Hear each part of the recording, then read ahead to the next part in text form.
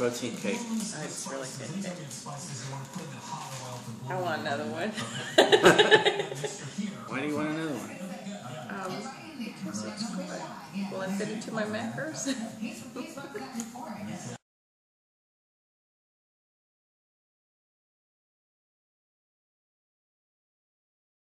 People are asking, why are you doing this? And the reason I'm training this way right now is with my family life, work life, this fits, okay? Because if I can't, basically I can only have time for about 3 days to 4 days per week of training, and that's it.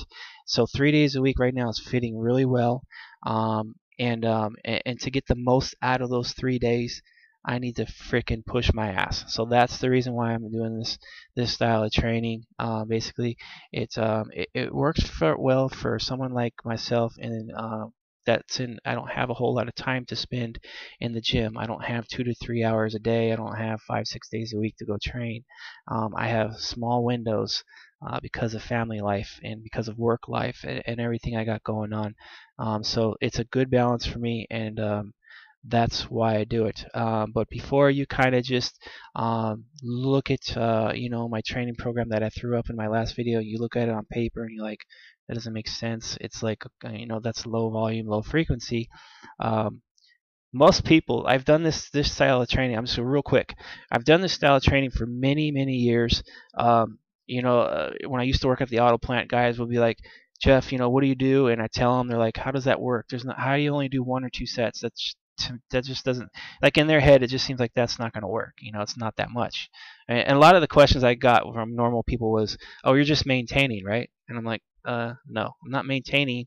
I'm progressing. And they're like, they don't understand how it works. So I'm like, okay, come down to this time, this day, come to the gym. We'll train together, and we'll see how you do. And basically, most people, when they're done with the workout, they're like zapped. Holy shit, they're like wiped out because they're not used to going to failure. They're not used to pushing themselves to a higher threshold. It's very demanding when you take a set to failure and even beyond.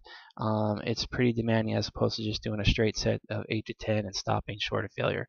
So I'm not saying this is the training, the way, this is the best training for everybody.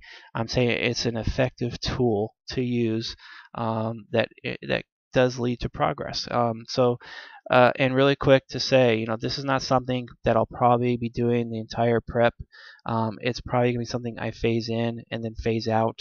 And it just really depends how I'm feeling, because as I get leaner and as food probably gets a little bit less, recovery becomes more of an issue. So things will need to be adjusted as far as training, the cardio, and the macros. So there's no again, no rights, no wrongs in this sport, in my opinion. It's how well do you adapt to certain situations, adapting and adjusting training for the environment that you're currently in. So that's the kind of, it's something you kind of learn as you go.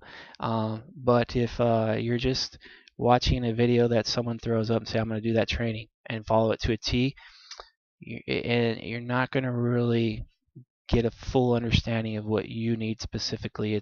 You can take bits and pieces from people, try it out, see how you respond to it, if it works well, if it don't work well. And that's kind of what I've done over the years, is I've experimented with a lot of different things. And what I've found that is all kinds of training styles work.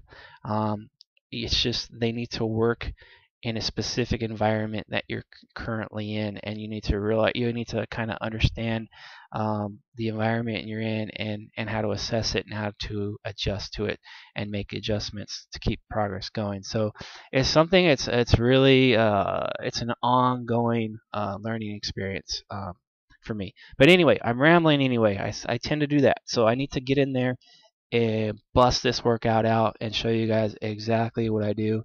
And now I need to get off this chair and go kick some ass. Alright guys, let's go.